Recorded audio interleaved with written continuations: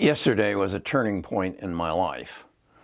It was a decision time. It was a time to make a decision about the rest of my life and about my retirement. I've been retired since 2005, but yesterday the sequence of events was very important. I got up and I did my two videos. I do one for Best of Us Investors, and then I do one for Best of Us in Retirement. I did the one yesterday on 7 reasons why you need to stay in your home, and you need to own your home in retirement. And then I had lunch with Nita, and I had an appointment with a young lady at the Starbucks in Mountain Brook. She had called me on Monday and said that she would like to meet with me, that she in fact was in a position to help me reach 1 million subscribers on my YouTube channel. Well, that intrigued me, and I have gotten similar calls in the past, but she said she was from Atlanta, which is about 170 miles away, and she was willing to drive over at my convenience and meet with me. So we met at Starbucks at 2 o'clock yesterday afternoon. She shared with me a little bit about her experience. She was a very attractive woman. She was an African-American woman, and she basically had been involved at different levels as a talent in video, in film. And she had seen some of my videos, she said, and she felt compelled that because of the way I shared so openly, that if she could get involved with me at some level, it would be important in her career. I sat with her, I talked to her, and I basically came to the conclusion, and I told her, my audience in Best of Us Investors is a bunch of males aged probably 25 to 57 who aren't going to take financial advice from a young African-American woman. So I don't really think that there's anything we can do here. She says, well, again, she says, maybe it's in a different way. And she asked me, do you remember the Kelly and Regis show? And that was Regis Philbin. And I said, yeah, I remember that. She said, do you remember when Kelly first came to the show? I said, no, not actually. I don't watch much TV, and I certainly don't watch much daytime TV, and that's not the kind of thing that I would watch. She said, well, what would you think, or do you think the time is right for a handsome elderly gentleman to sit and have a conversation with an attractive black woman on TV or on YouTube about sharing their life experiences? I had to take a deep breath. I was flattered. I was set back because I thought she was right. And she says, I think you're the guy that can do this, because you're willing to share anything and everything. I've seen that. And I think the world is ready to see our two mindsets come together. I was flabbergasted. Could that be? I don't know. I said, I'm flattered, but if you're asking me to put some money into this to make it happen, I'm not going to do it.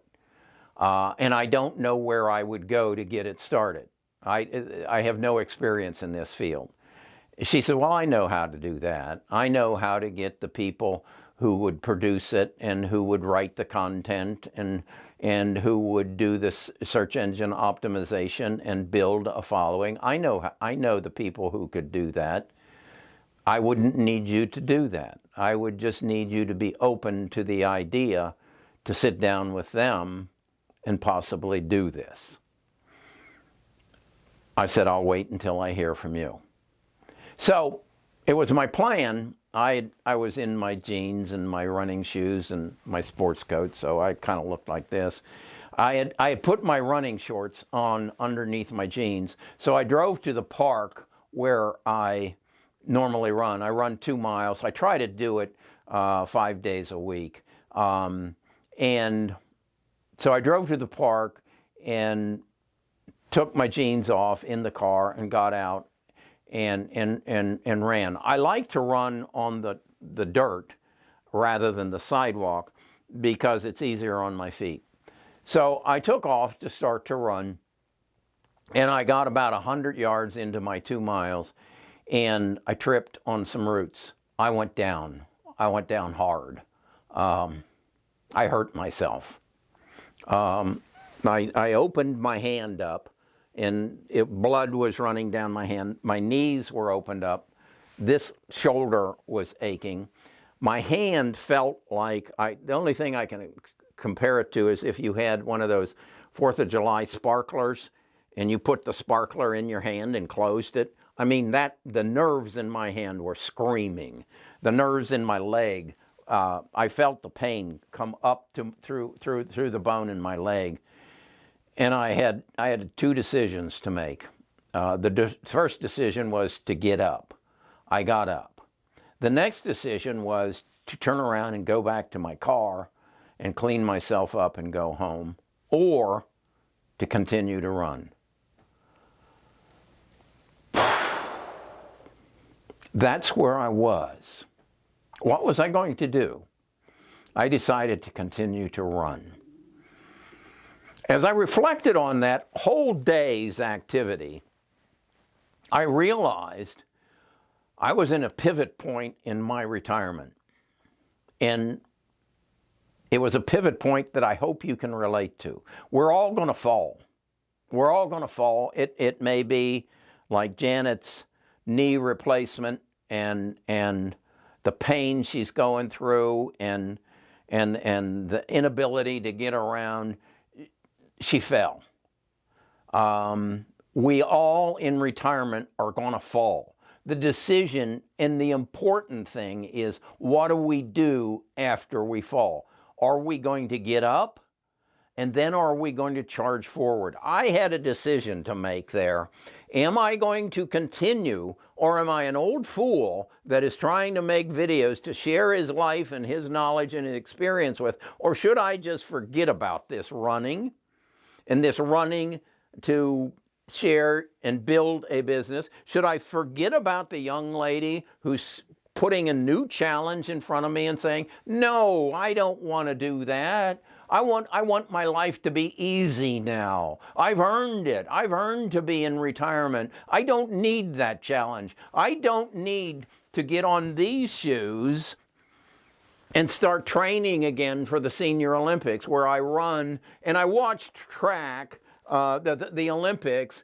And do I need to put myself through that pain in the rest of my life to run a 100-meter dash faster than any other 75 to 80-year-old in the world? Do I need to do that? No, I don't. So then why are you doing it? I'm doing it because I enjoy it. I enjoy the thought, the dream that I could achieve this, that I could be the next Regis Philbin on TV. And that probably won't happen. But do you know, as I laid in bed this morning and thinking about it, what it brought to my life? What energy it has provided? And a lot of that energy comes from this. This is my NMN that I take every day that brings my I'll get out and today's Nita's birthday. I got to take her out to a late lunch. But that's what happened yesterday. I was at a turning point. I was down on the ground. I was down. I was hurting. Was I going to go on, or was I going to stop? I've chosen to go on. I want you to learn from what happened to me yesterday. I want you to learn that you can go on. You see this little flag here, Racing for Children. You see that shirt there, that's my daughter's Warriors of Team Shea. She died of cancer. This is where I contribute to charity. If you want to do that, you can go to Best of Us Investors, and there's a place to help stop cancer with children. So that's my video for today. I've chosen to go on. I've chosen to chase the dream. I hope you do too. Life, no one came to me before retirement. I even got a call from a lawyer in California and said, when they come, I want to represent you. Do you know how big that made my head? They haven't come yet, but maybe they did. Maybe they did yesterday. And then I was faced. Am I going to chase that dream? Or am I going to just get up, go back to my car, clean myself up, and go home? You know what I decided. So I hope that gives you some inspiration. I hope it gives you some food for thought. This is the best part of your life. Take advantage of it.